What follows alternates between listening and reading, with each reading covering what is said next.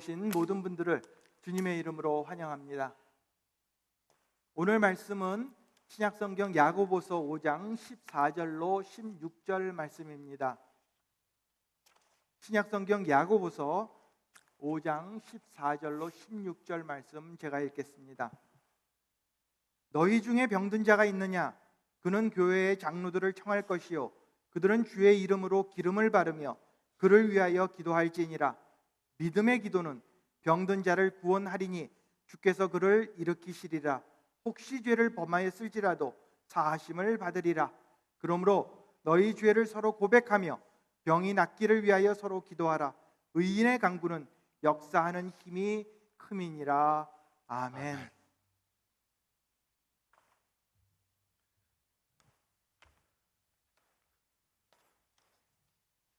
여러분, 다시 한번 교회 오신 것을 환영합니다. 이 시간 예배를 통해서 큰 은혜 받고 또 병이 고쳐지는 성령님이 역사하시는 그러한 성령 충만한 예배 되시기 위해서 마음 준비하면서 저희 말씀 다 같이 보겠습니다.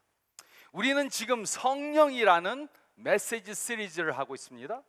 이번 시리즈 동안 우리는 성령님과 관련된 주제들에 대해 생각해 보고 있습니다. 첫째 주에는 성령과 삼위일체에 대해 생각해 보았습니다. 둘째 주에는 성령 세례에 대해 생각해 보았습니다. 셋째 주에는 성령 충만에 대해 생각해 보았습니다. 넷째 주에는 성령의 사역에 대해 생각해 보았습니다. 다섯째 주에는 성령의 열매에 대해 생각해 보았습니다. 그리고 오늘은 성령과 병 고침에 대해 생각해 보겠습니다. 우리는 지금 불완전한 세상에서 살고 있습니다. 그래서 병에 걸릴 수 있습니다. 감기, 독감, 염증과 같은 가벼운 병에 걸릴 수 있습니다. 또는 고혈압, 당뇨, 암, 치매와 같은 중병에 걸릴 수도 있습니다. 누구나 오랫동안 아프면 절망감에 빠지게 됩니다. 병이 오랫동안 낫지 않으면 우리는 하나님도 탓하게 됩니다. 그런가 하면 우리 주위에는 자신들에게 병 고치는 은사가 있다 이렇게 말하는 사람들도 있습니다. 이들은 자신들이 누구에게든 안수만 하면 모든 병들이 다 낫는다 이렇게 말합니다. 우리는 그것을 믿을 수 있습니까? 또 우리 주위에는 기적적으로 성령님을 통해 병 고침을 받았다는 그런 사람들도 있습니다. 그런 일이 정말 가능한 것입니까? 제가 예수님을 믿고 난 후 많은 부흥회에 다녔던 그런 적이 있었습니다. 하루는 어떤 부흥회에 갔는데 사람들이 너무 많이 와서 제가 2층 발코니에 올라가서 딱 앉았습니다. 그때 부흥 강사께서 설교를 하시다가 이렇게 말했습니다. 지금 하나님께서 2층 발코니에 앉아 있는 분의 다리를 고치시려고 합니다. 아픈 다리 위에 손을 얹고 기도하세요. 저는 어릴 때 유도를 하다가 골반뼈가 이렇게 약간 빠져갖고서는 근데 완전히 안 나서 조금 무리를 하면 그 부위가 아프고는 했습니다. 이런 증세가 한 6, 7년 이렇게 오랫동안 지속되었습니다. 그때 저는 생각했습니다. 혹시 나를 두고 하는 말씀이 아닌가? 에이, 내가 아니더라도 믿져야 본전인데. 그리고 제 다리에 손을 얹고 기도를 했습니다. 믿음으로 기도했다고는 말 수가 없죠. 그런데 놀랍게도 그때 하나님께서는 저의 다리를 고쳐주셨습니다.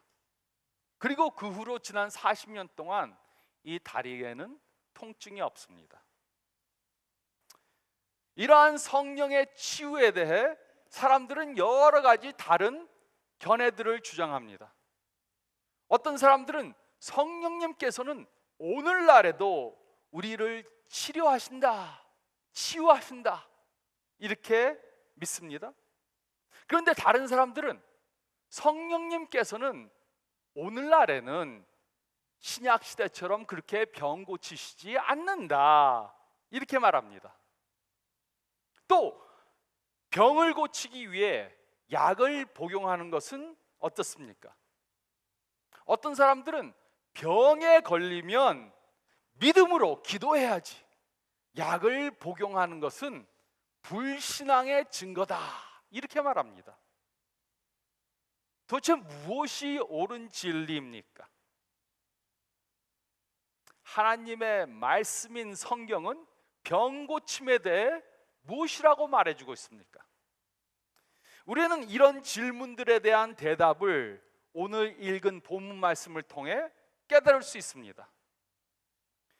야고보서를 기록한 야고보는 예수님의 동생이었습니다.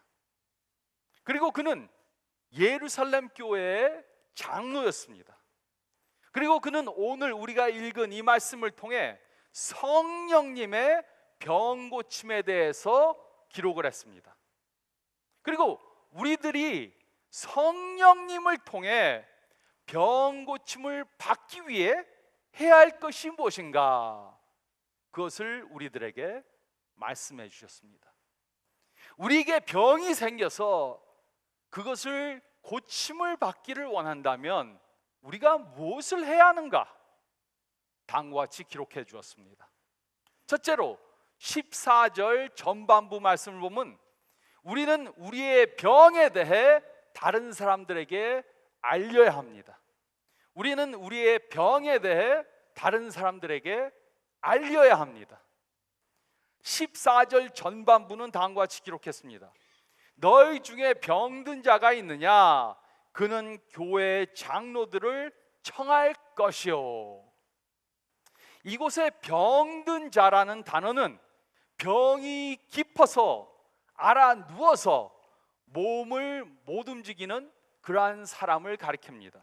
그러니까 가볍게 감기 걸린 것보다는 좀 더 중병에 걸린, 훨씬 더 심하게 아픈 것을 말하는 것입니다. 이렇게 아플 때 야고보는 우리에게 무엇을 하라 그랬습니까? 아픈 사람은 먼저 교회 리더들한테 자신이 아프다는 사실을 전해줘야 합니다. 교회 리더들은 그 사람이 아프다는 것을 모르고 있을 수 있습니다. 그런데 어떤 사람들은 교회 리더들이 자신이 아픈 것을 알 것이다, 그렇게 착각합니다. 그래서 교회 리더들이 신방도 안 오고 전화도 안 해주면 삐집니다. 근데 이 말씀을 보면 아플 때 첫째로 할 것은 교회 리더들한테 알리는 것입니다. 교인 중 누군가 아프다는 것을 목사인 제가 가장 마지막에 알 때도 있습니다. 병원에 입원했다가 퇴원하고 나서야 그 사실을 알게 되었습니다. 목사나 장로라고 교인들이 아프다는 사실을 하나님께 직접 듣는 것이 절대로 아닙니다. 교회 리더들도 누군가 말해 주어야 알 수 있는 것입니다. 또 어떤 사람들은 병이 생기면 자신이 아프다는 사실을 숨기려고 합니다. 암과 같은 중병이 생겼는데도 그 사실을 다른 사람들에게 알리지 않으려고 합니다. 그 이유가 무엇입니까? 첫째는 잘못된 신학 때문입니다. 잘못된 신학. 어떤 사람들은 병이 생기는 것은 전부 다 어떤 죄를 범했기 때문에 하나님이 벌하시는 것이라고 그렇게 잘못 생각합니다. 그러나 이것은 절대 사실이 아닙니다. 야고보는 기독교인들도 중병에 걸릴 수 있다고 말해 주었습니다. 또 예수님께서도 소경으로 어떤 사람이 태어난 것은 그 사람이나 그 부모의 죄가 아니고 그에게서 하나님이 하시는 일이 나타나게 하기 위해서 그렇게 된 것이라고 말씀해 주셨습니다. 그러므로 병에 걸린 것이 죄 때문이라고 함부로 생각하거나 또 다른 사람들을 정죄해서는 안 됩니다. 병이 걸린 것이 꼭 죄 때문이 아닐 수도 있습니다. 근데 어떤 사람들은 잘못 생각해서 내가 죄를 범해서 병이 걸렸으니까는 이걸 숨겨야 되겠다. 그래서 다른 사람들한테 말하지 않습니다. 또 둘째는 기도의 능력을 믿지 않기 때문입니다. 이들은 다른 사람들이 기도할 때 성령님께서 자신을 고쳐줄 것이라고 믿지 않습니다. 성령의 능력을 믿지 않는 것입니다. 그래서 아픈데도 다른 믿는 사람들한테 기도의 요청을 하지 않습니다. 하나님은 전능하셔서 불가능한 것이 없으십니다. 우리를 창조하신 하나님께서는 우리 안에 거하시는 성령님의 능력으로 우리를 쉽게 치료하실 수 있습니다. 우리가 하나님께서 다른 사람들, 특히 교회 리더들을 사용해서 그들의 기도를 들으시고 우리의 병을 고쳐주실다는 그러한 사실을 믿는다면 우리는 다른 사람들에게 우리의 병이나 아픈 것을 알려야 합니다. 우리는 우리의 병에 대해 다른 사람들한테 알려야 합니다. 그것이 첫 번째로 할 것입니다. 아프면 다른 사람들, 특히 교회 리더들한테 알려서 돕게 해야 됩니다. 둘째로 저희가 읽은 말씀 가운데 14절 말씀을 보면 우리는 의학적 치료를 받아야 합니다. 우리는 의학적 치료를 받아야 합니다. 14절은 다음과 같이 기록했습니다. 너희 중에 병든 자가 있느냐? 그는 교회 장로들을 청할 것이요 그들은 주의 이름으로 기름을 바르며 그를 위하여 기도할지니라. 헬라어에 기름을 바른다는 두 가지 용어가 있습니다. 하나는 종교적 예식으로 기름을 붓는 것을 가리키는 단어입니다. 그리고 다른 하나는 실용적인 이유로 기름을 바르는 것을 가리키는 단어입니다. 그 예로 다윗을 왕으로 세우기 위해 그의 머리에 기름을 부었던 때가 있었습니다.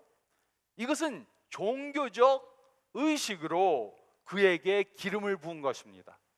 그런데 자전거 바퀴에서 소리가 나서 그곳에 기름을 칠하는 것은 종교적 의식이 아니고 실용적인 이유로 기름을 바르는 것입니다. 그리고 14절에서 말한 이 기름을 바른다는 단어는 아픈 부위를 치료하기 위해 실용적인 이유로 기름을 바른다는 것을 뜻합니다. 선한 사마리아 사람이 강도를 당한 사람의 상처에 기름을 부은 것은 종교적 이유가 아니고 실용적인 이유였습니다. 그리고 이곳에서 장로가 아픈 사람에게 기름을 바르는 것도 똑같은 이유입니다. 그러므로 이곳에서 기름을 바른다는 행위는 의학적인 치료를 하는 것을 말해줍니다. 야고보는 우리가 아프면 의학적인 치료를 받으라고 말해준 것입니다. 의사의 진단을 받고 약을 먹는 것은 비성경적인 것이 절대로 아닙니다. 물론 의학적인 치료를 받는 것이 기도하는 것보다 더 중요하다는 것은 아닙니다. 하나님께서는 현대의학을 사용하셔서 우리를 치료해 주십니다. 또 어떤 경우에는 의학적 치료가 없이 기도만으로도 우리를 치료해 주십니다. 그리고 또 어떤 경우에는 의학적 치료와 기도를 둘 다 사용하셔서 우리를 치료해 주십니다. 하나님께서 어떤 방법으로 우리를 치료해 주시는가? 그것은 하나님 뜻대로입니다. 근데 어떤 사람들은 두 가지 잘못된 생각을 합니다. 첫째는 하나님의 기적을 믿기 때문에 의학적인 치료를 거부하는 것입니다. 기도만 하겠다 그러고 의사가 하는 것을 따라하지 않습니다. 그러나 오늘 읽은 이 말씀을 보면 그것은 믿음이 아닙니다. 오히려 이렇게 생각하는 것은 어리석고 비성경적인 것입니다. 야고보 당시에는 의사들이 많지 않아서 장로들이 이런 의학적 치료를 했습니다. 하지만 요즘에는 의학적인 치료는 의사, 간호사, 약제사들한테 맡기면 됩니다. 의학적 치료를 받는 것이 믿음이 없는 것이 절대로 아닙니다. 오히려 하나님께서는 현대 의술을 사용하셔서 우리를 치료하신다는 사실을 믿어야 합니다. 하나님께서는 그것도 사용해서 우리를 치료해 주십니다. 또 둘째는 의학적인 치료를 받기 때문에 하나님께 병 낫기를 위해 기도하지 않는 것입니다. 그러나 이 태도 역시 잘못된 것입니다. 하나님께서는 현대 의학을 통해 또 기도를 통해 성령님의 능력으로 우리를 치료해 주십니다. 물론 우리가 의사의 도움을 받고 치료를 받지만 의사가 병을 낫게 하는 것은 아닙니다. 의사가 진료를 하고 약을 주지만 그것을 사용해서 우리를 낫게 하시는 것은 하나님이 하시는 것입니다. 제가 알고 있는 어떤 분한테 암이 생겼습니다. 암이 이미 여러 장기들에 퍼졌습니다. 의사 선생님이 가장 먼저 암이 생긴 그곳을 먼저 절단했습니다. 그리고 그 부위가 나은 후에 다른 장기들의 수술을 하려고 점검을 했습니다. 재검사를 했는데 암이 퍼져 있던 그 장기들에서 암이 전부 다 완전히 없어졌습니다. 하나님께서 이곳에서 사용하신 것이 무엇입니까? 의사 선생님의 그 수술도 사용하시고 또 성령님의 역사로 고치신 것입니다. 이렇게 하나님께서는 현대 의술을 통해 또 성령님의 역사하심을 통해 우리를 치료해 주십니다. 하나님이 우리를 어떻게 치료하실 건가는 하나님 마음입니다. 그래서 의학적 치료를 받는 것이 잘못된 것이 절대로 아닙니다. 오히려 하나님을 믿는다는 이유로 의학적 치료를 거부하는 것이 비성경적이고 어리석은 것입니다. 이 말씀을 보면 야고보는 아픈 사람은 교회 장로들을 청해서 치료를 받고 나음을 받으라고 말해 주었습니다. 우리는 의학적 치료를 받아야 합니다. 그리고 또 세 번째로 우리는 믿음으로 병 낫기를 위해 기도해야 합니다. 14절은 다음과 같이 기록했습니다. 너희 중에 병든 자가 있느냐? 그는 교회 장로들을 청할 것이요 그들은 주의 이름으로 기름을 바르며 그를 위하여 기도할지니라. 교회 리더들은 아픈 사람을 위해 두 가지를 해야 합니다. 첫째는 의학적 치료를 하는 것입니다. 물론 요즘은 이제는 목사나 장로들이 이것을 하는 것이 아니고 의사 선생님들, 간호원들, 약제사들한테 위탁하면 됩니다. 요새는 현대 의술이 발달했기 때문에. 그리고 두 번째로 아픈 사람을 위해 기도하는 것입니다. 그리고 이 두 가지는 동시에 이루어져야 하는 것입니다. 치료만 받아서도 안 되고 기도만 해도 안 되는 것입니다. 둘 다 하라고 이 본문은 분명히 말해 주었습니다. 성령님의 역사하심을 믿는 우리들은 믿음으로 기도해야 합니다. 하나님의 뜻이라면 그 사람의 병이 나을 것을 믿고 믿음으로 기도해야 합니다. 그러면 어떻게 될 것입니까? 15절 전반부는 다음과 같이 기록했습니다. 믿음의 기도는 병든 자를 구원하리니 주께서 그를 일으키시리라. 이곳의 믿음은 기도를 해주는 사람과 기도를 받는 사람, 두 사람의 믿음을 둘 다 포함합니다. 기도를 해주는 사람이 에이 뭐 할 수 없이 기도는 하지만 뭐 낫겠나, 이런 마음으로 기도하면 안 됩니다. 또 기도를 받는 사람도 목사나 장로가 기도해 주니까 뭐 하지만 뭐 기도 받는다고 낫겠나, 이런 믿음이 없이 기도를 해주고 기도를 받는 것은 우리를 낫게 해줄 수 없습니다. 그러므로 다른 사람의 병 낫기를 위해 기도해 주는 사람도, 자신의 병이 낫기 위해 기도를 받는 사람도 둘 다 하나님의 능력을 믿고 믿음으로 기도해 주고 믿음으로 기도를 받아야 합니다. 근데 오늘 본문을 이해할 때 문맥을 무시하고 해석해서는 안 됩니다. 어떤 사람들은 이유를 막론하고 무조건 강하게 믿고 기도하면 모든 병이 다 낫는다, 이렇게 말합니다. 근데 이렇게 해석하는 것은 잘못된 것입니다. 14절은 15절과 함께 해석이 돼야 합니다. 이 말씀을 보면 장로들은 아픈 사람들을 위해 주의 이름으로 기도하라고 그렇게 말했습니다.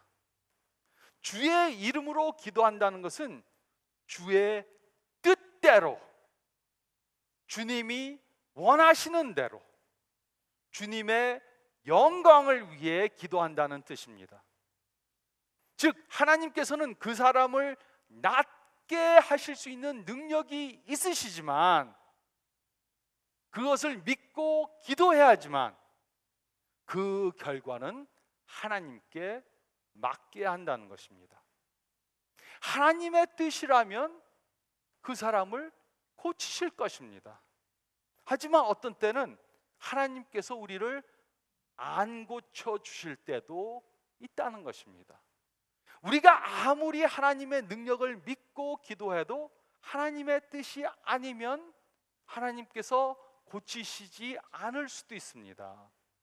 그리고 그것에 대해서는 다음번에 제가 자세히 말씀드리고 저희가 같이 생각해 보겠습니다.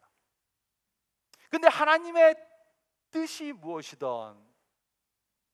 하나님이 우리를 고쳐주시던 또 다른 이유 때문에 안 고쳐주실 때라도 우리는 하나님께 온전히 영광을 돌려드려야 합니다.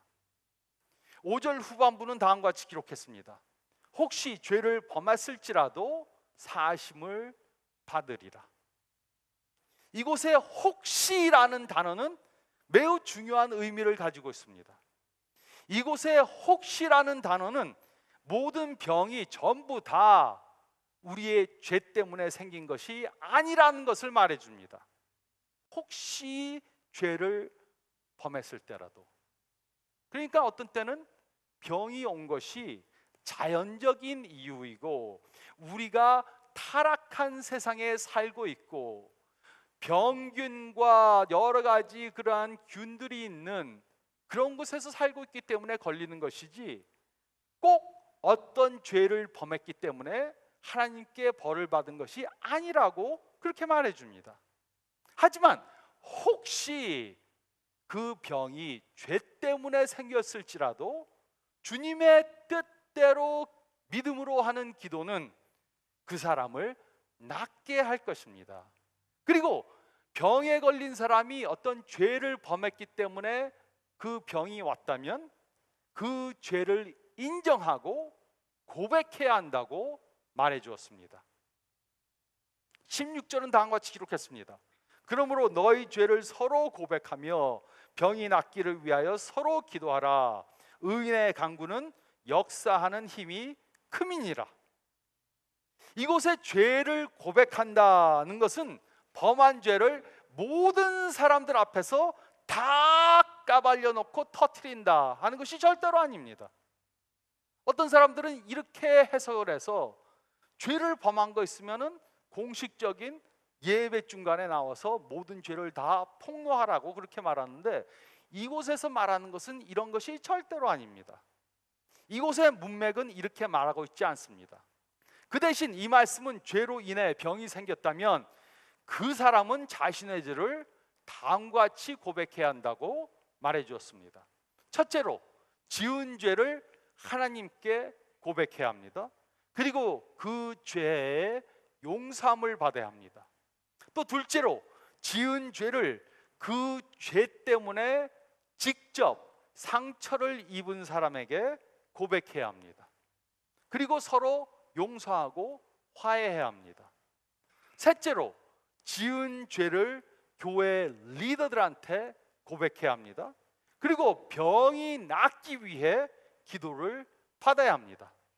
그 결과 그 사람은 병이 낫는 기적을 경험하게 될 것입니다. 이곳에 의인이란 단어는 죄가 하나도 없는 사람을 말하는 것이 아닙니다. 죄가 하나도 없는 사람은 전 세상에 예수님밖에 없었습니다. 그래서 여기에 의인이란 단어는 이렇게 죄를 하나님께, 또 죄를 범한 사람에게, 또 교회 리더들한테 고백함으로 죄 용서함을 받은 사람을 가리키는 것입니다. 그러므로 병 낫기를 위해 기도하려면 먼저 죄를 고백하고 죄 용서함을 받고 믿음으로 기도해야 합니다. 하나님께, 교회 리더들에게, 또 죄를 범한 사람에게 자신의 죄를 고백해야 합니다. 이럴 때 병이 낫는 기적을 경험하게 될 것입니다. 우리는 믿음으로 병 낫기를 위해 기도해야 합니다. 하나님께서는 전지전능하십니다. 그래서 하나님께서는 그의 뜻대로 우리를 치료해 주실 수 있습니다.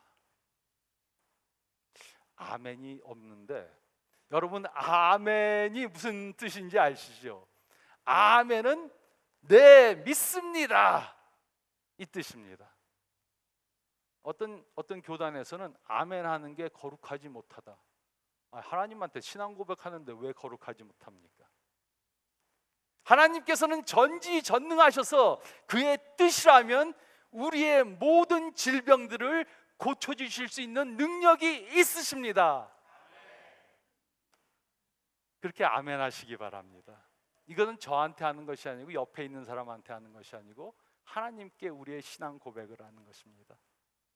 그리고 하나님께서 우리를 고쳐주시면 그 영광을 하나님께만 100% 돌려드려야 합니다. 우리가 회복된 것은 우리의 신앙이 다른 사람들의 신앙보다 더 좋아서가 절대로 아닙니다. 어떤 사람들은 하나님이 내 병을 고쳐주셨다, 내가 열심히 기도해서 낫다, 자기 자랑을 합니다. 우리가 치료된 것은 100% 하나님의 능력이고 하나님의 은혜입니다. 또 기도를 해준 사람에게 영광을 돌려서도 안 됩니다. 아무개 목사가 안수해서 내가 나았다. 기도해 준 사람은 하나님의 도구에 불과합니다. 병이 나은 것은 100% 성령님의 역사하심입니다. 이 사실을 믿는다면 우리는 다른 사람들에게 우리가 병이 있을 때 알려야 합니다. 제가 중국에 가서 이렇게 발을 좀 벼갖고서는 거기에 그 염증이 생겨서 왔어요. 그래서 2주가 지났는데도 지금도 아픕니다. 약을 갖다 먹었는데도 여러분들께서 열심히 기도해 주시기 바랍니다. 발 나은 거 이게 알려야 됩니다. 아픈 데가 있으면 알리고 기도를 부탁해야 합니다. 또 의학적 치료도 받아야 합니다. 의사를 보고 약을 먹는 것이 신앙과 동떨어진 것이 절대로 아닙니다. 하나님께서는 의사와 약을 통해서도 우리를 고쳐주십니다. 그리고 믿음으로 병 낫기를 위해 기도해야 합니다. 성령님께서는 의학적 치료를 통해 또 기도를 통해 우리를 낫게 해 주십니다.